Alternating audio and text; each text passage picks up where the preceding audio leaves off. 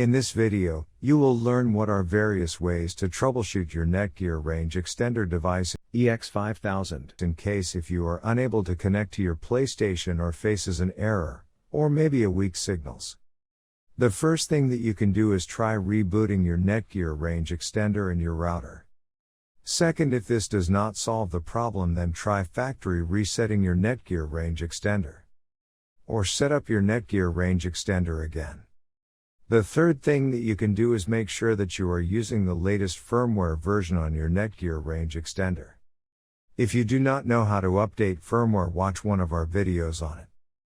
Before heading ahead into the video, in case you are facing any issue with your Netgear Range Extender device, get in touch with our Netgear experts. Thanks for watching our video, and do not forget to like, share, and comment on the video, so that you never miss any video from our channel.